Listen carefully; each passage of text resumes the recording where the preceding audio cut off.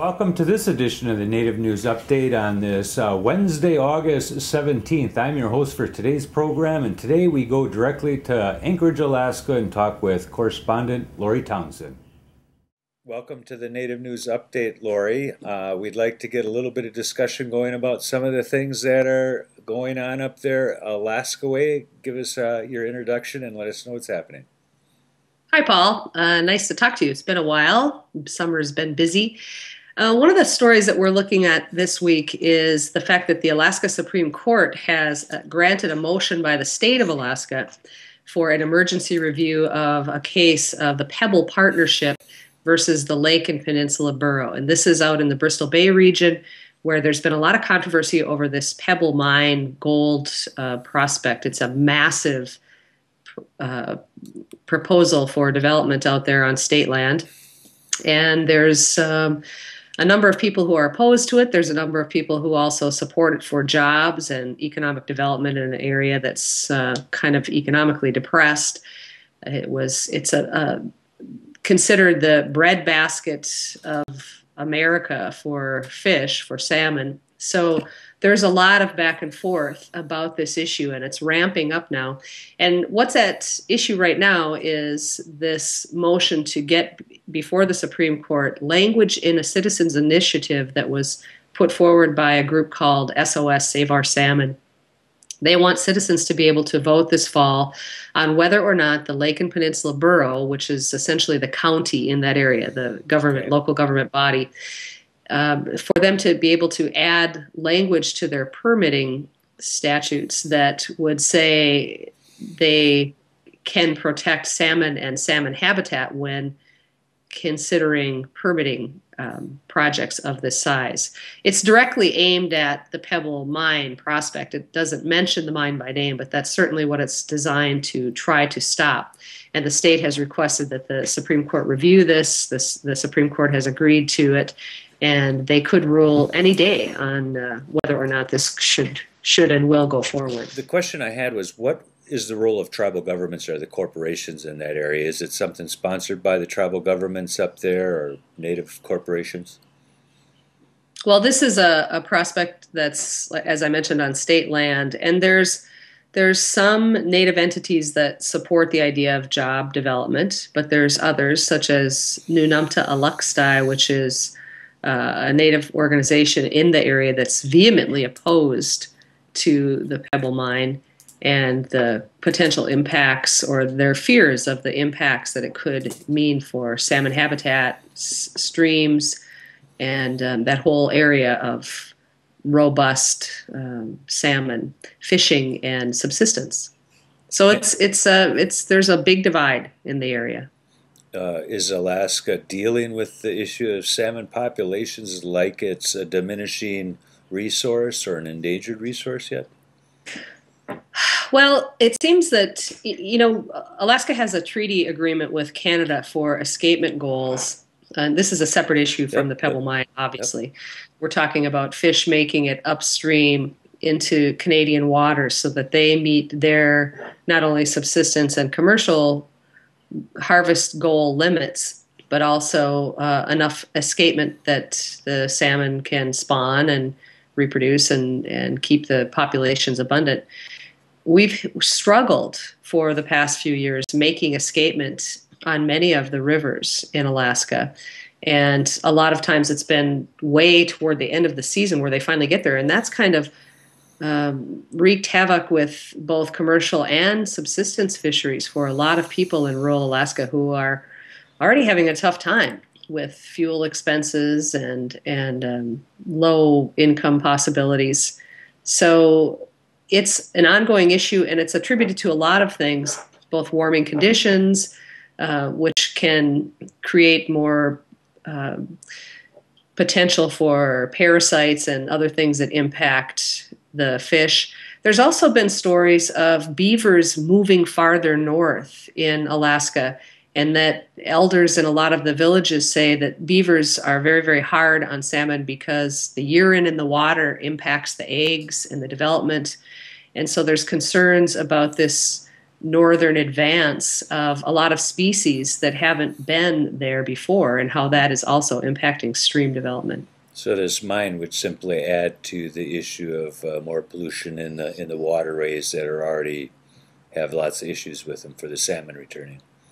That's the fear, is that there would be the potential for release of toxins. Gold mining has a lot of toxic material tailings, and they're proposing this enormous holding area. And there's a lot of people who are looking around the world and not seeing good results from gold mining in other places, and have big concerns about this particular area. Okay. You talked a little bit about some of the side issues on the salmon having to do with warming trends and global warming that some people don't believe exists. But tell us a little bit about the impacts of what you're seeing up there in Alaska that tell you that there are some things going on. Yes, I think that for anyone to still debate the issue of climate change happening is, it's just a waste of time at this point, because certainly it's happening. We're certainly seeing it in Alaska. People are still debating whether or not it's human caused. There was just a report that came out just a couple of days ago where scientists are very definitively now using much more sophisticated and refined computer modeling to show that about half of the impact that we're seeing in the last, I don't know, century, I suppose, is caused by human interactions with the climate from industrialization. So there's really no debate anymore about the fact that it's happening, and a lot of it is attributed to humans. We're seeing this year, just in the last couple of days, a new report came out from the Snow and Ice Data Center about the sea ice loss in the Arctic, and how it's second only to 2007 with the amount of loss that we're seeing. We're about a month away from the end of the loss, when the ice will start to rebuild. But even though it's not as low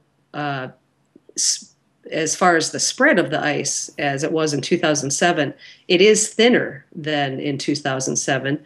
And the scientists that are in this study say this is alarming. There's the potential that a Russian tanker is going to be able, for the first time ever, a vessel this size will be able to take the northern route to the Bering Sea along the Arctic coast.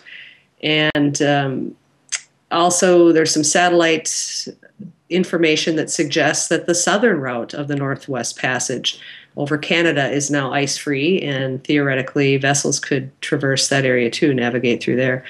So the larger issue is that it's a self-perpetuating loop. As more ice melts off, the darker water absorbs more heat than the ice, of course, reflects it off and back.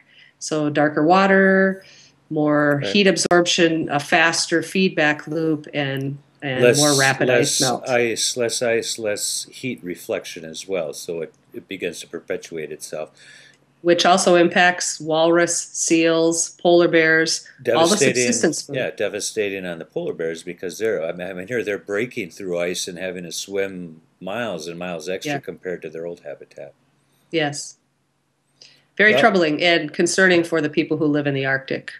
It's probably just one of those natural cycles, because I heard everyone other than Noah was in denial too the first time around. So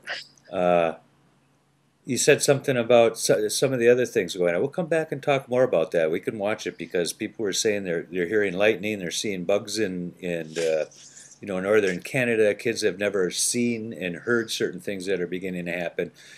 The idea that something's happening, we're seeing it in the lowlands. We need to talk more about that, because I agree with you. There's no denying that. A museum opening, something. Well, it's not opening. It's the Alutiiq Museum in Kodiak is a fantastic museum doing really interesting and exciting work with mass carvers and other Alutiiq artists and other Alaska Native artists. But they just were recently accredited by the American Association of Museums, which is, if you're a museum, very prestigious. They set the standards for places like the Smithsonian. It took 14 years for the Alutiiq Museum to get this accreditation. I'm sure that a lot of that can be credited to Sven Håkansson, who is the director there and is a really sharp guy who's done some great work.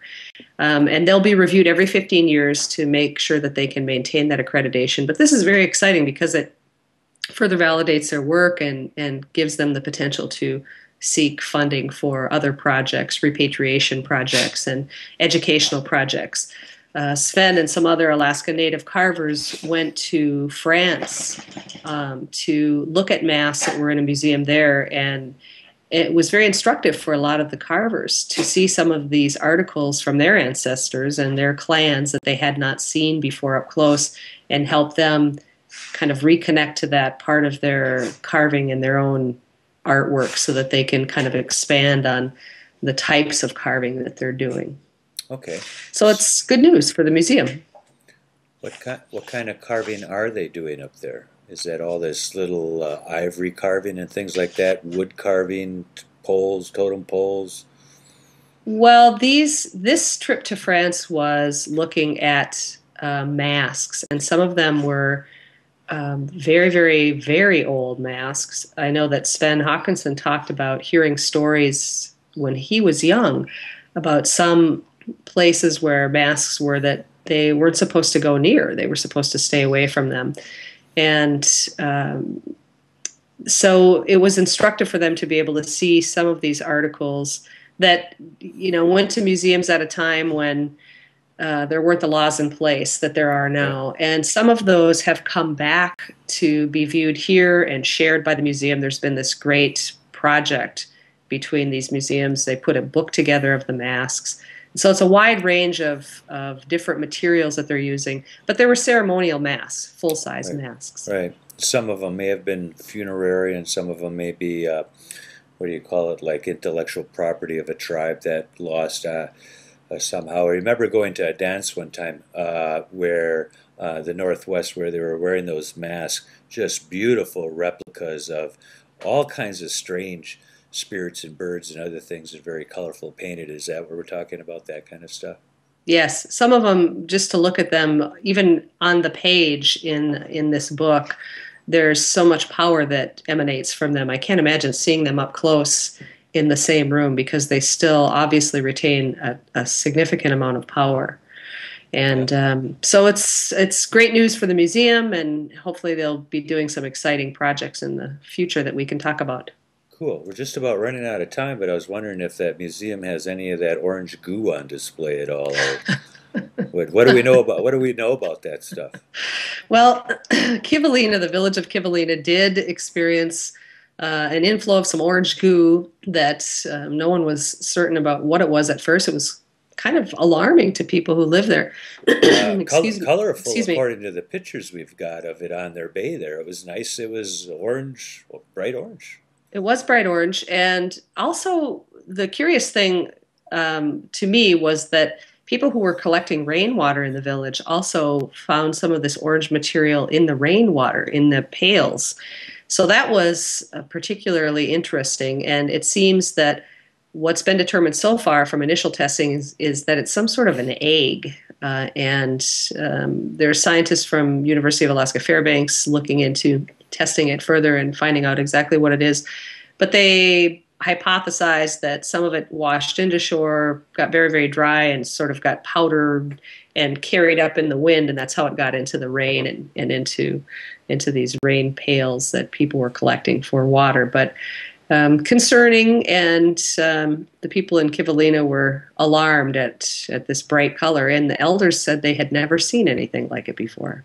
Right. Well, it'll be interesting to find out if there's some kind of egg and how the egg dust got into the air, and whether or not maybe something melted out of an ice pack somewhere that just kind of woke up after a couple thousand years or whatever. Tell me if you find out anything else. We want to follow. There's a lot of questions about the orange goo. I mean, it's like you got these Tea Party people kind of being birthed out of Alaska. Now there's this orange goo. So there's people wondering if there's some kind of a connection. Good. You're making quite a leap there, I think. It's always good talking to you, Lori. Thanks for this update, and we'll get back to you on some of these issues as we follow them along. Good to talk to you, Paul. Thanks. Bye-bye.